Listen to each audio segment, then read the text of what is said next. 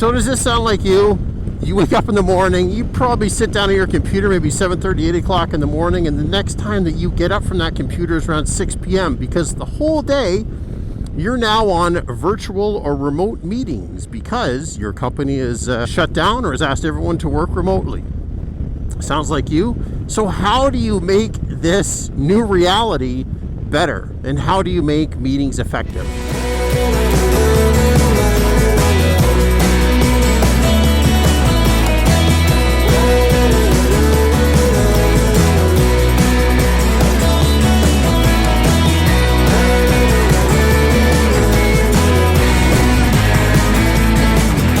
So welcome to this channel.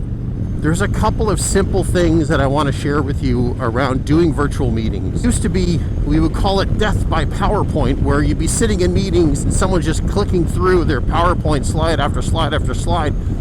Well, I think we need to rename this death by virtual meeting. You need to create that connection with people. So the first and foremost thing is that everyone's got to be on video. And that has to be a hard, fast rule. It can't be like, oh no, my internet connection is not, doing well, or I didn't do my hair today. Those are not excuses. Those are not valid excuses. And you really need to have a hard line on this one. And this is, whenever I've been running virtual sessions and we're using video, is that is really a hard and fast rule, is that everyone needs to be on video. So in terms of, let's say, muting, what I encourage people is to not be on mute unless you really can't control your environment.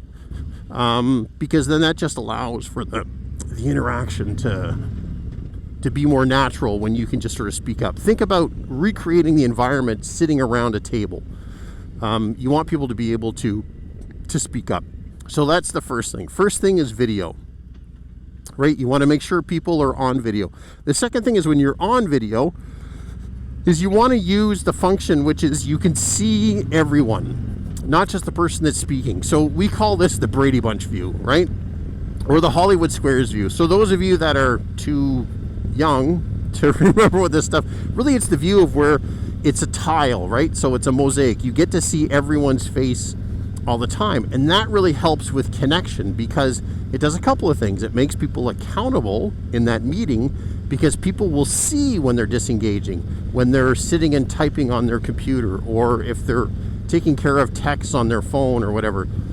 People see it and observe it. And what I encourage you is, if you're running the meeting, is that you call it out, right?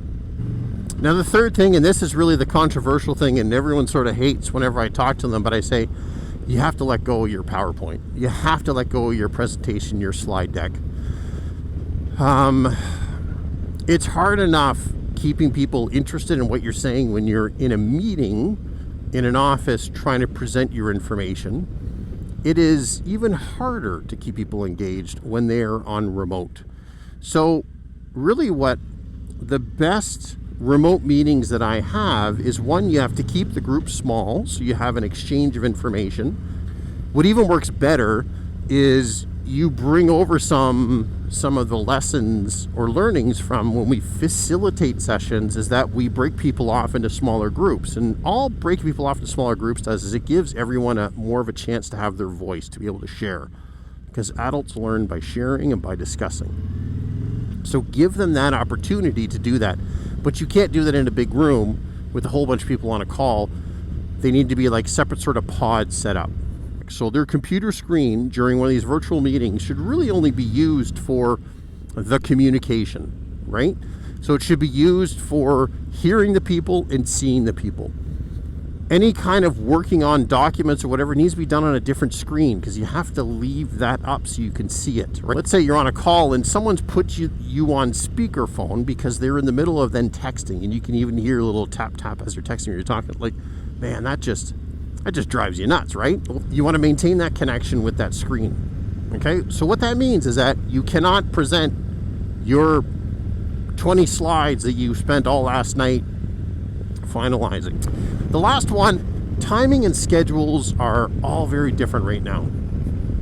And I mean different is that, I don't think the 8 to 5 or 9 to 5 day really applies anymore.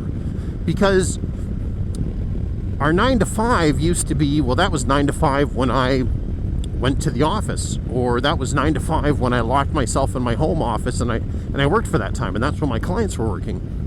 But now what's happening is that during your 9 to 5, that time cannot be dedicated to just work the whole time, unless you have a support structure at home that takes care of the kids when you're trying to work. But the reality is that if you've got other people in your house, for example, your kids, siblings, whatever, roommates,